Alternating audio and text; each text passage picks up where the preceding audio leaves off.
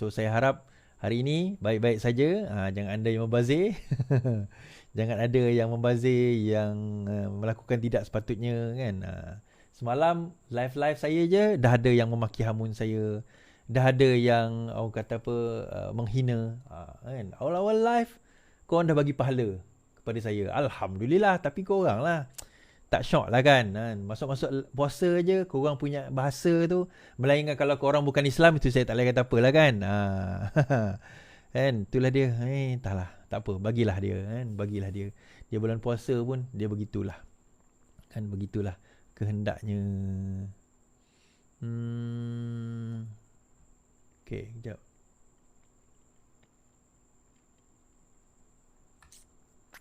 Okay. Alright. So ada beberapa cerita malam ni tuan-tuan. Ada kerajaan asing sekarang ni, NGO, yang nak minta tuntut Sabah sekali lagi dan menuntut 15 bilion USD. Lepas itu PAS bagi dalil pengkhianatan. Dalam 4 tahun baru cerita keluar dalil. Kantin dibenarkan dibuka oleh Menteri Pendidikan dan PAS kecam. Dia kata kerana dia kata melampau. Wow, okey. Lelaki bukan Islam di Sarawak kahwin dua, adakah dibenarkan? Pandangan PMX terhadap Gaza tarik minat pemerhati asing. So menarik cerita kita malam ini insya-Allah. So sama-sama nanti kita orang kata live ni kita akan share berita-berita terkini. Berkemungkinan ada setengah masa cerita kita mungkin kurang menarik, ada masa cerita kita sensasi. Tetapi saya ni LTL tuan-tuan, live tetap live. Itu tak penting kita kata. Yang penting kita tak, macam saya katalah awal-awal dulu saya buat live kan. Tak ada orang tengok ke, ada orang tengok ke, yang penting saya buat je kan. Saya buat kerja saya buat live saya tak tengok kepada audiens sangat. Ada, tak ada, tak apa, insya-Allah kan. Tapi saya nak mulakan dengan cerita tentang lelaki kahwin dua di Sarawak. So apa masalah lelaki kahwin dua is? Masalahnya dia bukan Islam. Okay. Alright. Tauke mi kolok di Sarawak kahwin dua. Netizen tanya, Cina pun boleh kahwin dua meh?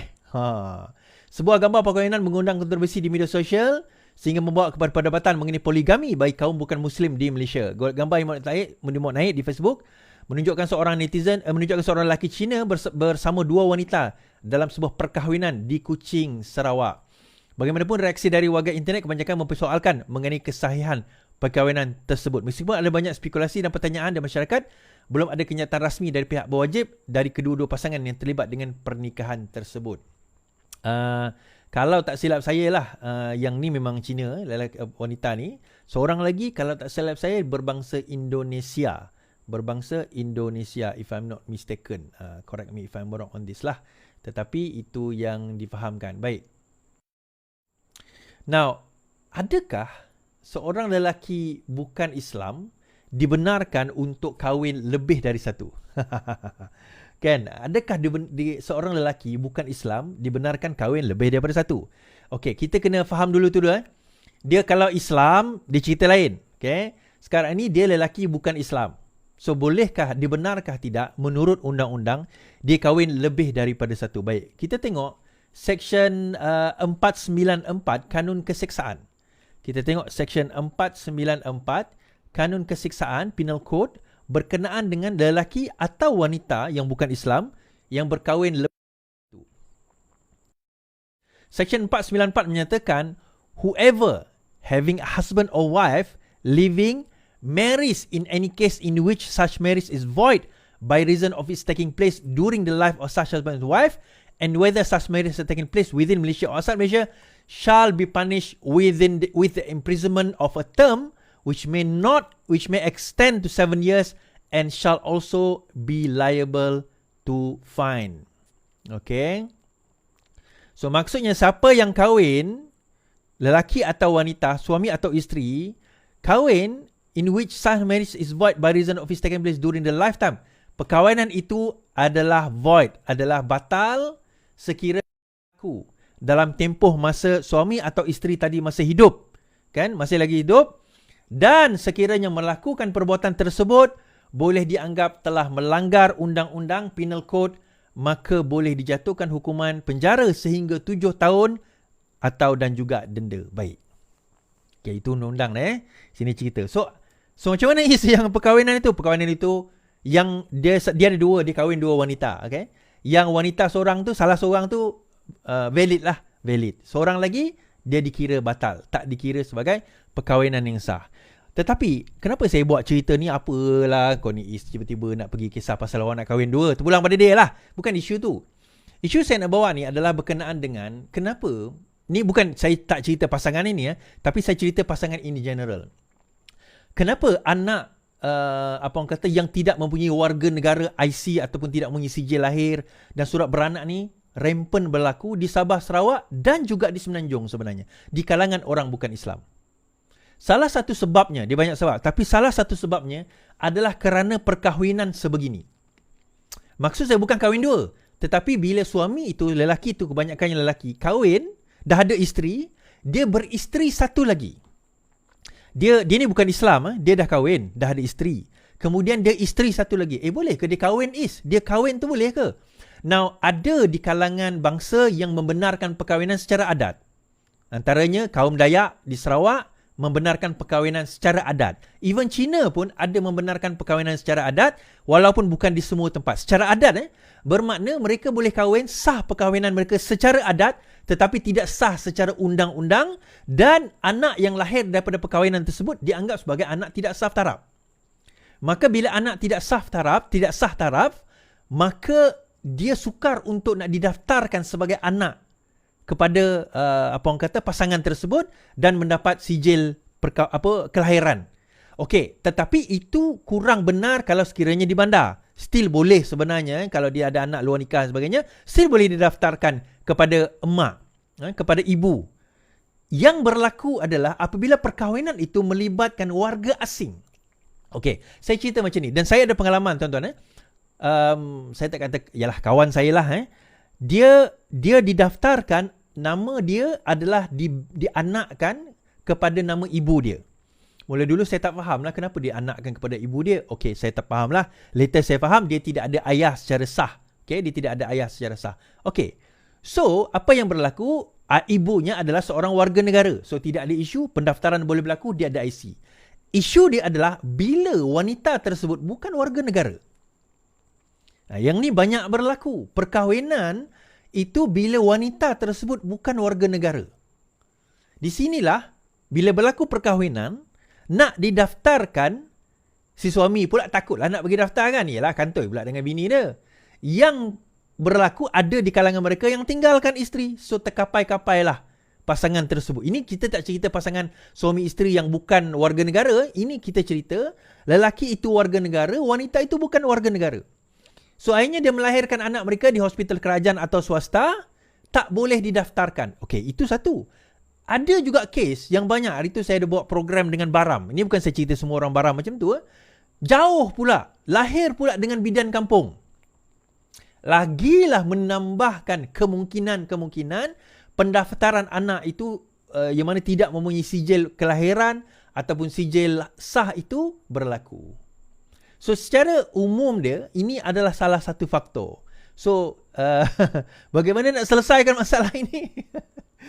Bagi saya sebenarnya undang-undang kena benarkan je lah. Kan orang bukan Islam kahwin lebih daripada satu. Tapi orang marah dengan saya, lelaki sukalah. 80% yang dengar live saya ni lelaki. Saya dan ada yang bukan Islam. So dia orang seronok. Wah, Is kita menyokong usaha ini kan.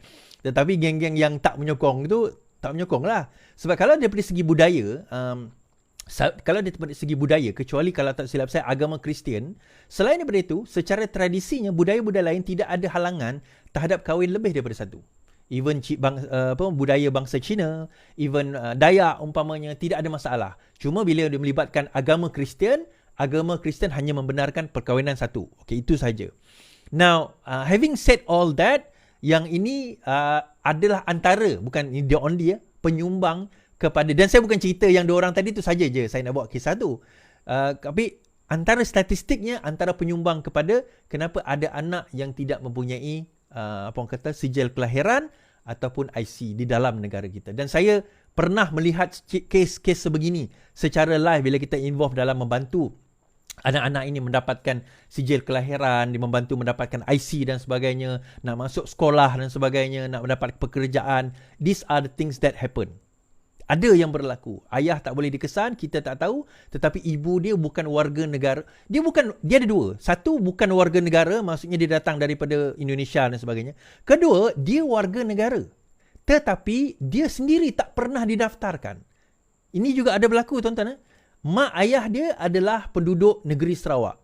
Tetapi kerana mereka duduk di pedalaman, bila dia lahir, mak ayah dia tak pernah daftarkan dia.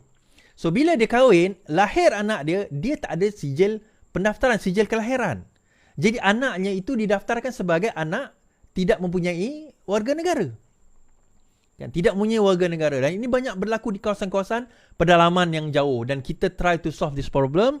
Dan baru-baru ini Menteri KDN ada menyatakan bahawa telah loosen, telah membenarkan dan nak ubah perlembagaan, membenarkan kanak-kanak yang tidak mempunyai kewarganegaraan untuk mendaftar mengubah perlembagaan dulu lah. Untuk nak ubah perlembagaan, maka Saifuddin mencadangkan supaya diberikan kelonggaran, diubah perlembagaan bagi membenarkan. Tetapi Hasan Karim tidak bersetuju dengan cadangan inilah, cadangan pindaan perlembagaan membabitkan perkara sebegini. Saya tunjukkan artikelnya. Kanak-kanak terbiar, Saifuddin yakin cadangan pindaan perlembagaan akan dapat.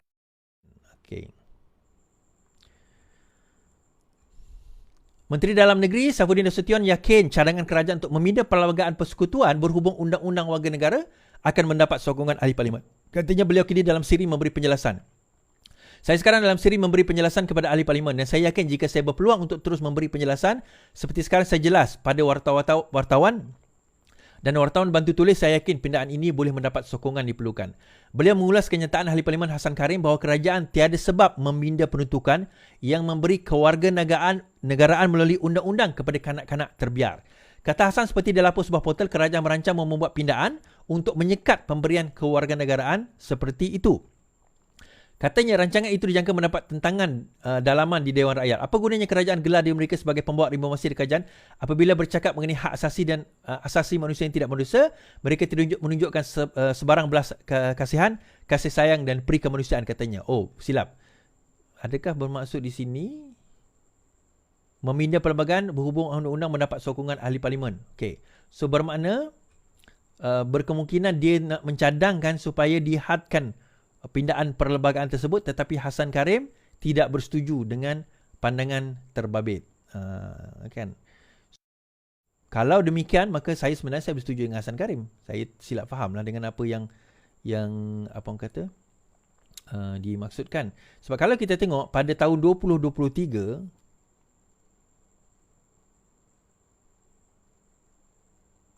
lebih 10,000 anak angkat, anak tidak saf taraf diberi kewarganegaraan. Tengok dekat sini. Ini tahun 2023. Sejumlah 10,381 anak angkat tidak sah taraf menerima status kewarganegaraan menurut Saifuddin Nasution pada tahun 2023. Saya tak subscribe pada utusan lagi, jadi saya tak boleh nak baca. Itu saya subscribe, tapi macam punya sistem dia problem lah. Malah lah saya nak subscribe lagi. Kan? Okay.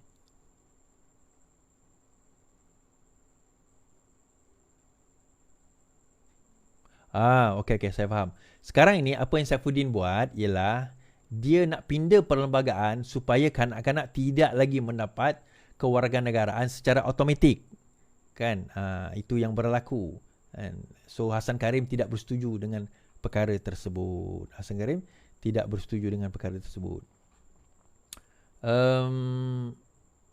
Okey, tak apa. Itu nanti kita akan uruskan kemudian. Baik. Itu isu tentang perkahwinan tadi. Isu tentang perkahwinan. Baik.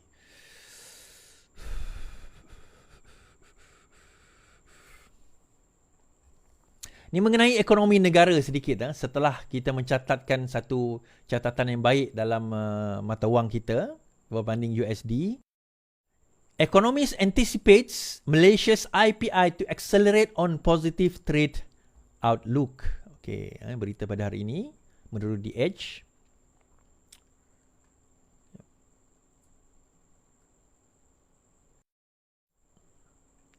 Kuala Lumpur, economists are expecting Malaysia's Industrial Production Index, or IPI, to accelerate in 2024 on the back of a positive trade outlook.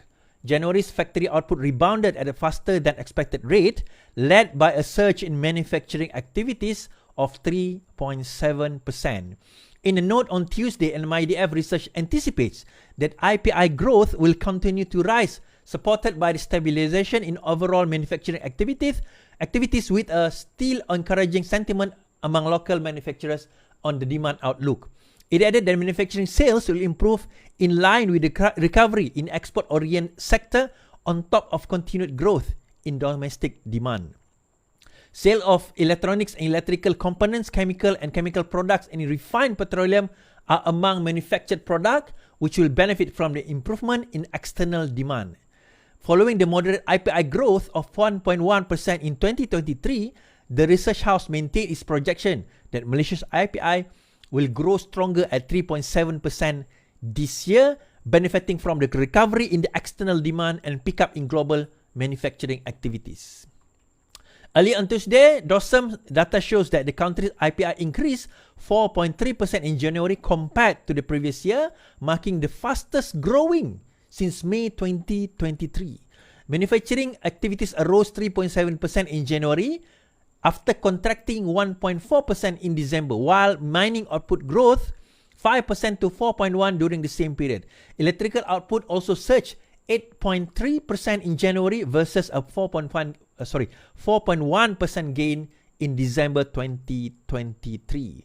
Chief Statistician Datuk Seri Muhammad Uzair Mahidin attributed the January turnaround in manufacturing activities to strong performance in domestic-oriented industries, with the export-oriented industries having returned to positive territory. Okay, the resilient in capital and intermediate good imports, coupled with recent pickup of manufacturing sentiments index, suggests that there is an improvement in investment appetite as well.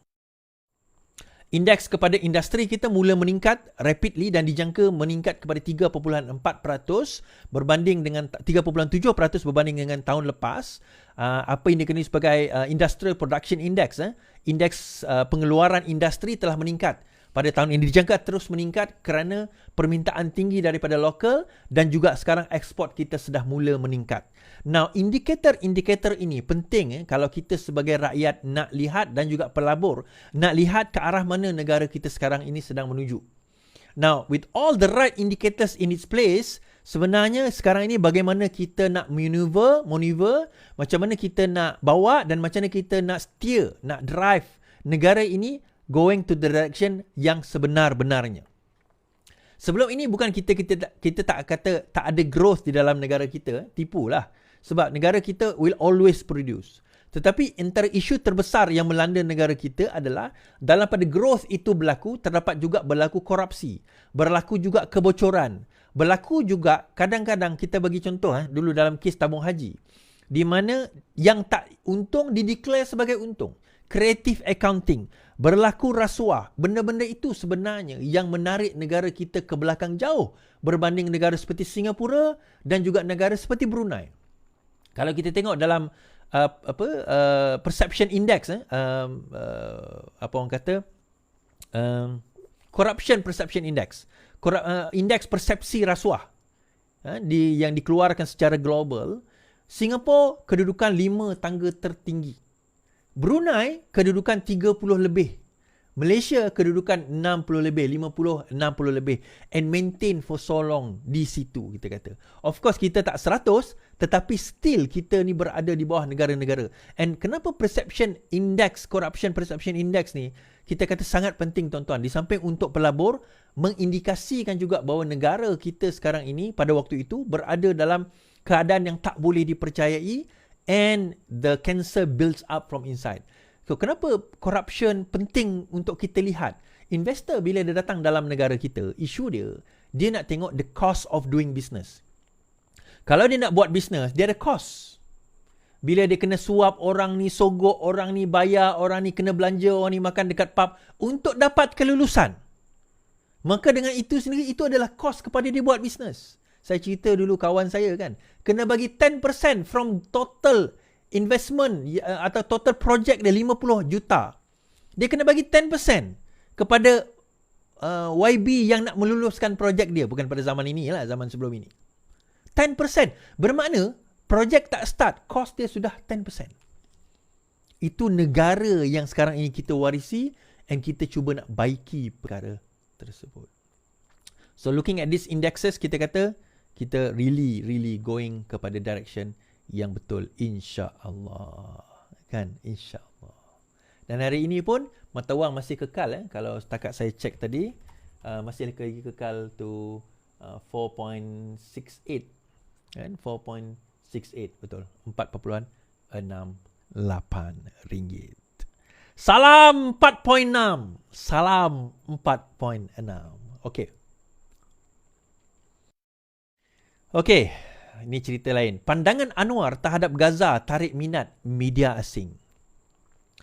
Pandangan Perdana Menteri Datuk Seri Anwar Ibrahim yang sedang dalam rawatan rasmi ke Jerman terhadap situasi di Gaza menarik perhatian media asing.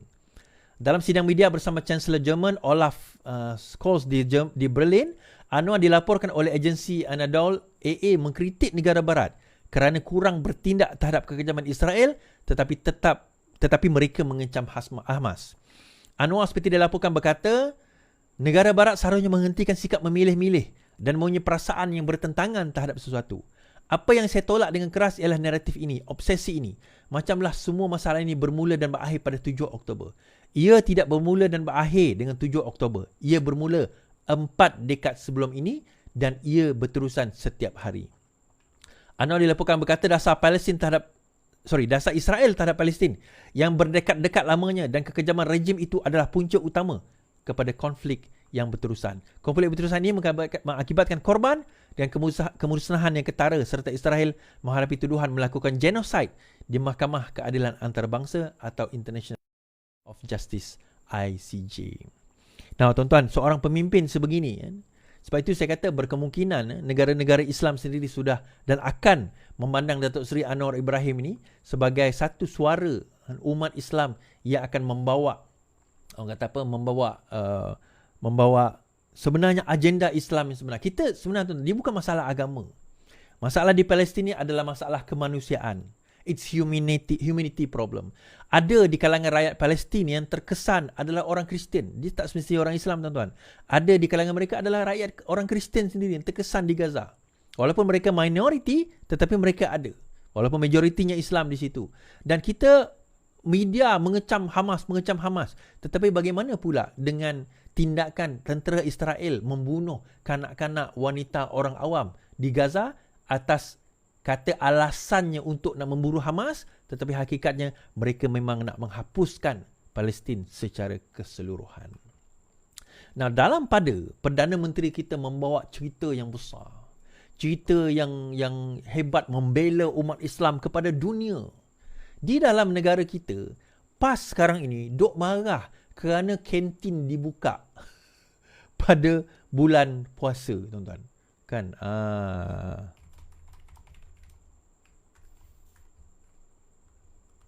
Okay. Kerana kantin dibuka pada bulan puasa. Alai. Sekejap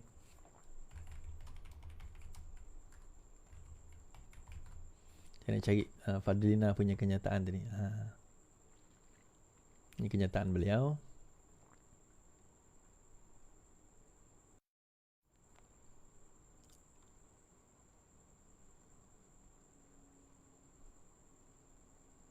Okey, saya seperti biasa saya sudah ulangi perkara ini. Pertamanya, kantin mesti dibuka.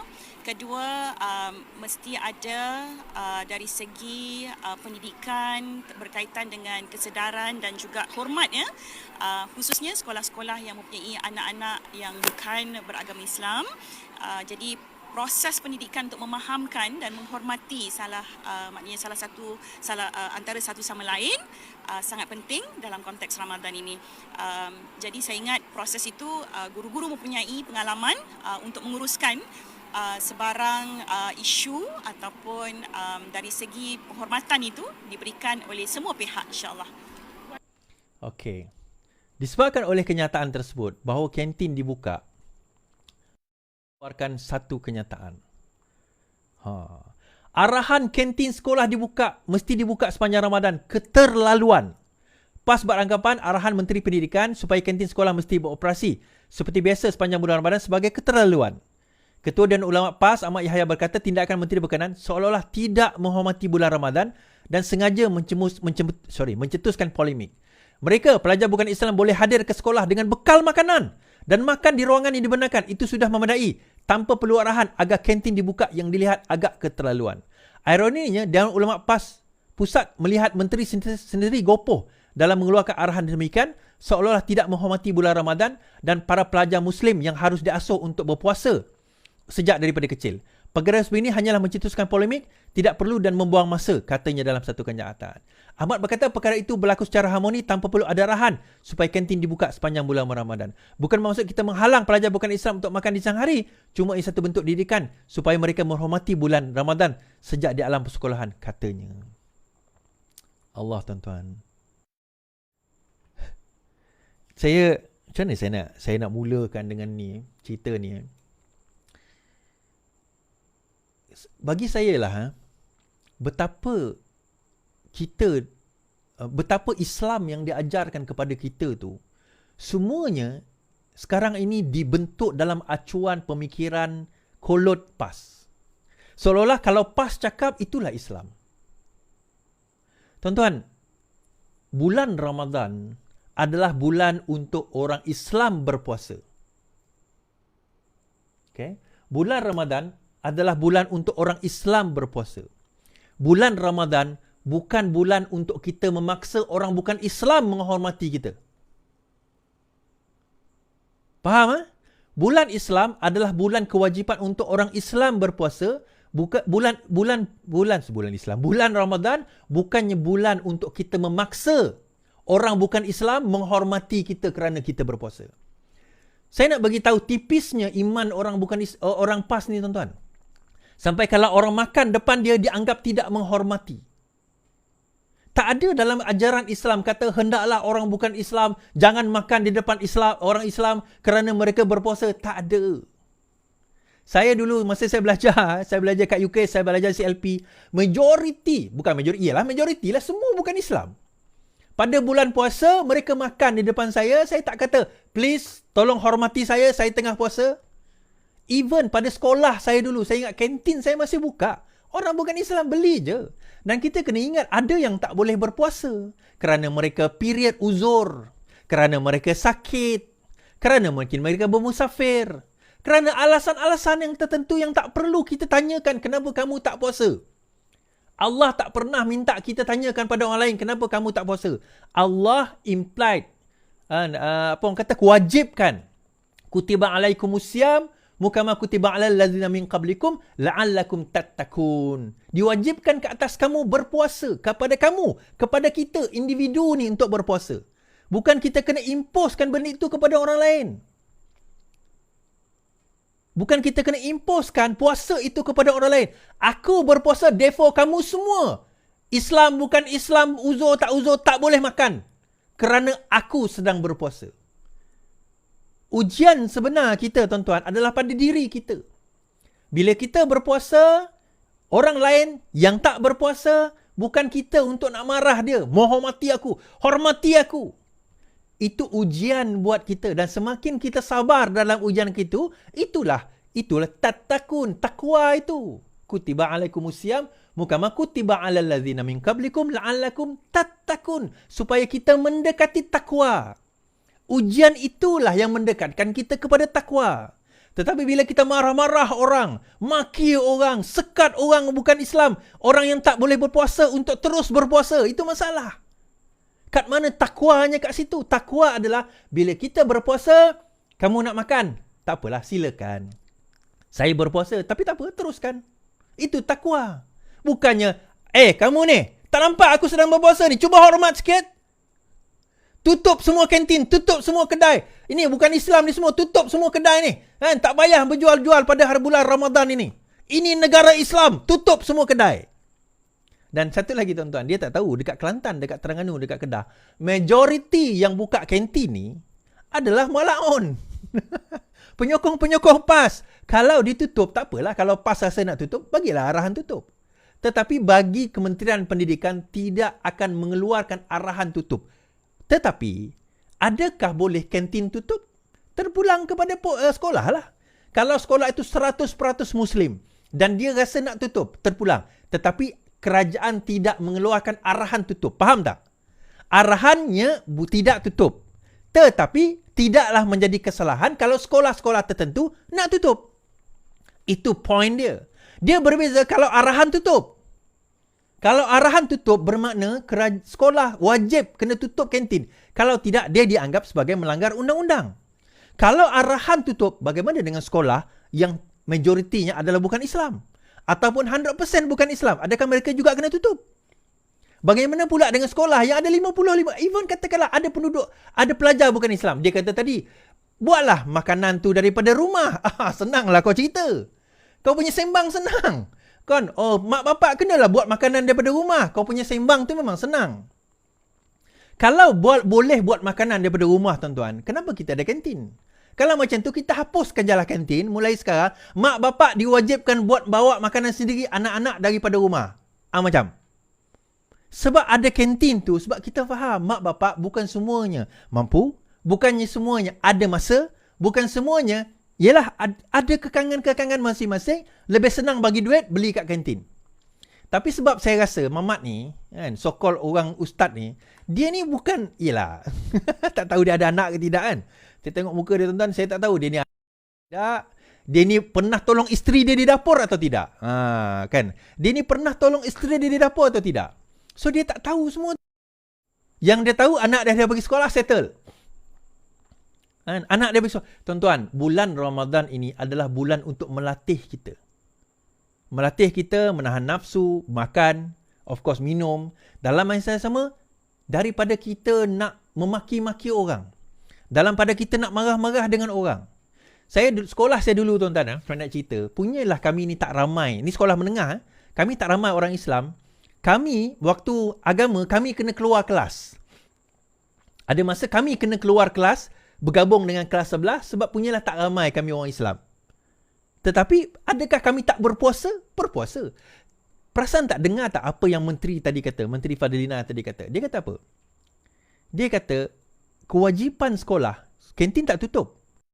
Tetapi, saya sudah ulangi, kantin tak tutup, tetapi pertamanya, kantin mesti sekolah-sekolah yang memperhatikan untuk memahamkan dan menghormati.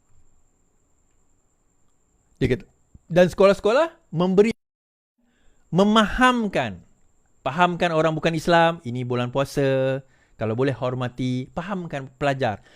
Fahamkan juga anak-anak, even kanak-kanak pun tuan-tuan, tak wajib lagi. Budak-budak sekolah rendah ni tak wajib lagi nak berpuasa. Kan, umur 5, 6, 7 tahun, 7, 8 tahun pun tak wajib. Ada tempat sampai 15 tahun boleh puasa. Kan, tapi kita dah latih, tak ada kewajipan lagi. Ada tempat saya tak kata 15 tahun, bolehlah nak mula daripada awal, tetapi tidaklah kewajipan untuk kita nak paksa mereka dalam keadaan sekarang ini. Dan kita dalam keadaan terutama panas yang melampau sekarang ini kan. Sampai ada arahan supaya tak pakai baju sekolah pun tak apa. Di situ kepentingan benda-benda sebegini. Yang sebenarnya tuan-tuan, kita kata puasa ini latihan untuk kita. Latihan untuk kita sebagai orang Islam. Kalau ini pun kita tak mampu tuan-tuan. Nak orang makan depan kita pun kita tak mampu. Nak orang kata apa, nak tahan. Baik kau pergi kedai Ahok je lah, beli mi Ahok. Kan? Baik pergi kedai Ahok, beli mi Ahok. Senang cerita tuan-tuan. Saya tak faham lah orang macam ni. Dia orang PAS ni memang iman dia orang sangat tipis. Kan? Nampak tanda salib macam ni pun dia orang dah bergegar, shaking. Kan? Nampak orang makan tak puasa pun dia orang dah shaking. Agaknya kalau dia orang berpuasa dekat negara bukan Islam mungkin dia orang dah habis dah pecah puasa semua kot. Macam tu Alright. Ni saya bawa satu isu. Tuntutan 15 bilion USD 15 bilion USD UTC terhadap Sabah membimbangkan Azalina. Tuntutan sebanyak 15 bilion yang dikemukakan United Tausug Citizen ke atas Sabah perlu ditangani dengan segera. Menteri Jabatan Perdana Menteri Azalina berkata, kerana jumlah berkenaan menyamai 16% belanjawan negara, iaitu lebih kurang 70 bilion ringgit. Tuntutan sedemikian mengancam integriti negara berdaulat dan prinsip keadilan. Sebelum ini media melaporkan Malaysia tidak melayan sebarang tuntutan remeh oleh kumpulan digelar sebagai UTC yang mendakwa sebagai penjaga sah wilayah Kesultanan Kesultanan Sulu Sabah. Al-Jannah berkata UTC meminta kerajaan membuat pembayaran segera sebanyak 15 bilion didakwa sebagai session money, wang penyerahan wilayah, dan mengiktiraf UTC sebagai kerajaan yang berdaulat dan merdeka. Tuan, ini satu lagi. Kenapa perkara sangat penting? Sebab bila kerajaan ada wakil, ada waris Sulu dulu, pergi ke timbang tara antarabangsa dan menuntut Sabah meminta jumlah 60 bilion dan sebagainya. Ini grup lain, ini another grup lagi. Pada masa itu kerajaan Muhyiddin Yassin ambil sikap acuh tak acuh. Dia tak hantar wakil pun untuk nak melawan keputusan yang diputuskan oleh timbang tara tersebut. Sehingga kerajaan terpaksa kehilangan 2 aset. Masuk kerajaan Madani ini, kerajaan Madani inilah yang memperjuangkan sehingga kita dapat balik Sabah. Sekarang ini ada satu grup masuk. Bila kerajaan kata, pedulilah grup-grup ni, jangan, Azlina kata. Jangan. Kita jangan pernah perkecilkan grup-grup sebegini. Kita kena lawan. Dia isunya Sabah ni tuan-tuan. Dia bukan seluruh Sabah, dia utara Sabah. Isunya adalah sewaktu zaman Suluk dahulu. Pada masa itu, Kesultanan Suluk menyerahkan utara Sabah itu kepada British. Dan dia ada satu perjanjian ditulis kat situ, penyerahan penyerahan dia macam ni. Dia bagi pajakan. The word is pajakan in perpetuity, pajakan selama-lamanya.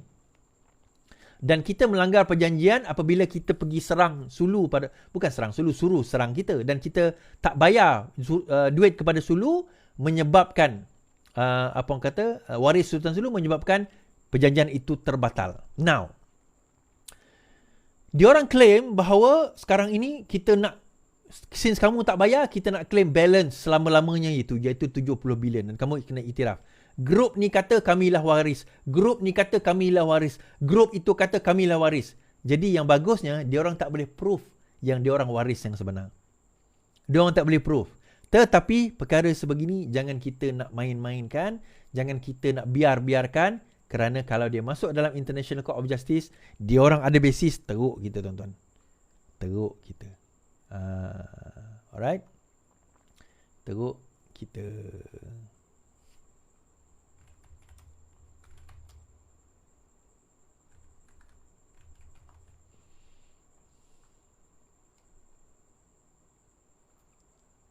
Okay.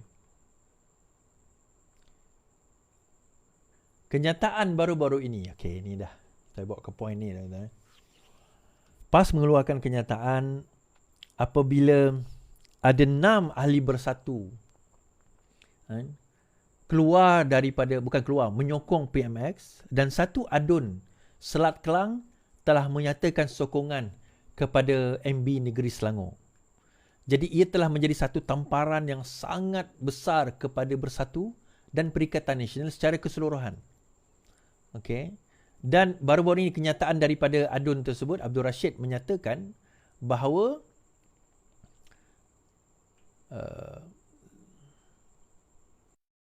sokongan MB Selangor terpulang kepada Bersatu, keputusan saya muktamad. Ahli Undangan Negeri Selat Kelang, Datuk Abdul Rashid Asari menyerahkan kepada pucuk pimpinan tertinggi. Abdul Rashid berkata beliau sedar implikasi yang bakal diterima selepas mengisytiharkan sokongan kepada Datuk Seri Amiruddin Syahri. Kata Abdul Rashid, beliau menerima sebarang keputusan mengenai parti itu. Saya faham apabila buat keputusan, perkara ini akan dirujuk kepada pimpinan.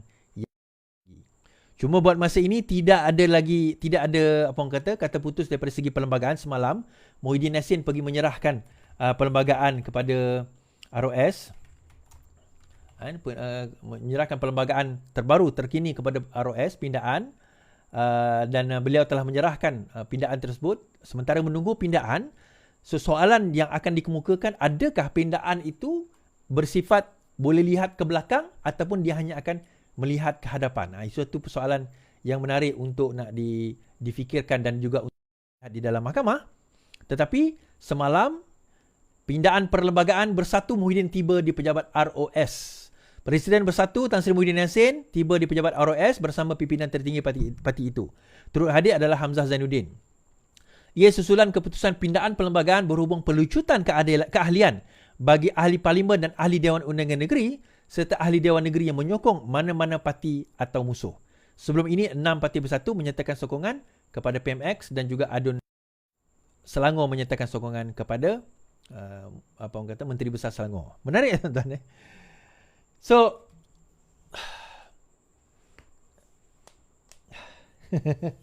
kenapa saya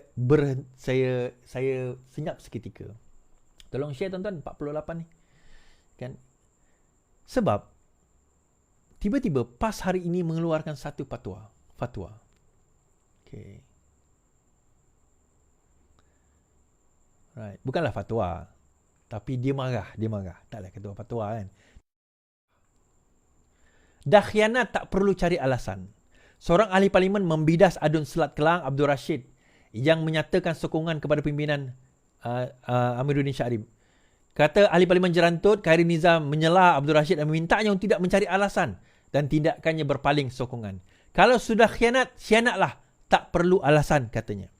Abdul Rashid yang juga berikrar menyokong kerajaan negeri pada 16 lalu mendakwa kekecewaannya beralih adalah berpunca daripada soal pembahagian kerusi. Semalam dia mengaku kecewa dengan layanan Bersatu terhadapnya sehingga berasa seperti tidak dipedulikan. Abdul Rashid mendakwa menjelang PRU ke-15 Bersatu bersama PAS dan Gerakan bersetuju mengenai pembagian kerusi di Parlimen Kapar dimuktamadkan kepada Bersatu dan dibuat perjanjian secara bertulis. Tetapi perjanjian itu dimungkiri. Bagaimanapun semasa mesyuarat akhir penemuan pengagihan kerusi, kawasan Parlimen Kapar telah diambil alih oleh PAS tanpa mengendahkan perjanjian yang telah dibuat. Dalam masa yang sama, bekas ahli pimpinan tertinggi Bersatu yang keluar dan masuk PKR, Faiz Na'man berkata, mereka menjangkakan lebih ramai pemimpin dan pengasas parti itu di semua peringkat akan menyertai Parti Keadilan Rakyat. Muhammad Faiz yang mengesahkan penyertaan dalam PKR semalam membayangkan perkara itu akan berlaku dengan lebih ketara menjelang pemilihan Parti Bersatu yang dijangka berlangsung tahun ini. Saya boleh katakan pengisytiharan sokongan kepada Adun Selat Kelang Datuk Abdul Rashid adalah bibit awal penghijrahan sokongan. Dengan pemilihan kepimpinan baru Bersatu bakal diadakan kelak, saya yakin akan ada pihak yang banyak berjasa kepada parti bakal terpingkir kerana permainan geng kartel. Mereka ini akan membentuk gelombang penolakan besar di semua peringkat terhadap Bersatu. So, khianat tu kalau khianat lah tak payah bagi alasan. So, akhirnya PAS telah mengakui bahawa perbuatan menyokong parti lain itu sebagai perbuatan khianat. Walaupun itu bukan dalil per se, tetapi seolah-olah bila PAS mengatakan itu khianat, maka PAS mengatakan bahawa perbuatan itu adalah berdosa.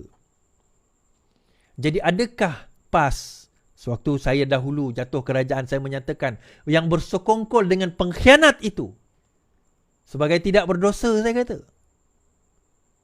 Satu persoalan yang besar yang PAS kena jawab dan PAS kena jelaskan kepada ahli-ahli dia. Saat apabila mereka menyokong pengkhianat-pengkhianat sehingga tumbang negara, sehingga berlaku ketidakstabilan, sehingga berlaku kebobrokan dalam negara, berlaku sakau menyakau dalam negara, pada waktu itu PAS menyokong, PAS bersama dengan pengkhianat. Adakah PAS turut tidak terasa tempias pengkhianatan tersebut? Dan sekarang ini nak cari alasan. Baru sekarang ini kita nampak Bersatu munda-mandi nak betulkan balik perlembagaan yang mana menyokong dikira sebagai lompat parti.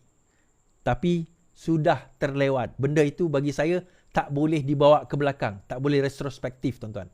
Kalau undang-undang tu, perlembagaan itu diluluskan, dia tak boleh buang mana yang dah sokong. Yang akan datang mungkin. Itu pun ahli-ahli boleh challenge di mahkamah, adakah itu berdasarkan kepada perlembagaan atau tidak. Kerana di dalam perlembagaan, di dalam undang-undang, ahli parlimen yang menyatakan sokongan kepada parti lain tanpa dia keluar daripada parti tersebut tidak dikira sebagai lompat parti. So, kalau sekiranya perlembagaan itu bercanggah dengan undang-undang, berkemungkinan ia boleh dicabar dan berkemungkinan ia boleh dibatalkan.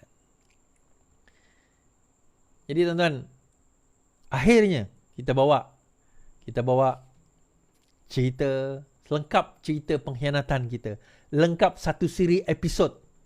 Oh, ada orang kata, Is tengok live Suardi ni macam tengok, apa orang kata, macam tengok drama siri. Dia ada cerita dia ada sambungan-sambungan. Dia ada dia punya ni, dia ada flashback. Ya, betul. Jadi siapa yang selalu tengok live saya, dia akan faham what's going on. Dia akan tahu apa yang berlaku. Dia akan nampak bagaimana susur galur perjalanan cerita-cerita tersebut. Dan kita faham juga tuan-tuan, semua ini berlaku, kalau tidak kerana PAS, dia tak akan berlaku. Saya pernah cakap dalam live saya dahulu, sebenarnya semua ini berlaku kerana PAS. Hadi pada masa itu, daripada 2008 sehinggalah 2015, masa dia buat UG, dia buat Mufakat Nasional, kemudian dia buat Perikatan Nasional, semuanya kerana Hadi Awang. Kerana kerakusan dia nak berkuasa dan memastikan dia terus berkuasa. Kan? Dia terus berkuasa. Dan cerita tentang kantin tadi dan relevan dengan apa nama kita punya cerita, apa orang kata, cerita bulan puasa kita ni lah tuan-tuan. Saya nak bawa satu hadis. Jadi, masuk bulan puasa ni kita cerita hadis sikit. Saya takkan ulas lah, tapi saya bawa je hadis tu. Daripada hadis Matan Arba'in, daripada hadis 40 Imam Nawawi, hadis ke-41. Ramai orang tak tahu, dia ingat hadis 40 ni. Hadis Imam Nawawi ada 42 hadis, tapi saya nak bawa hadis akan 41. Hadis ini hadis sahih yang kami riwayatkan daripada kitab Al-Hujjah, karangan Syekh Abdul Fattah. Okey. Daripada Muhammad Abdullah bin Amru ibn Al-As, beliau berkata Rasulullah SAW telah bersabda, seseorang kamu tidak benar-benar beriman sehinggalah hawa nafsunya tunduk menuruti ajaran yang aku bawa. Okey. Saya tinggal dekat situ insya-Allah, dan kita bertemu lagi di lain masa, di lain waktu. Terus share, terus like, terus subscribe. Yang penting lawan, tetap lawan. Assalamualaikum.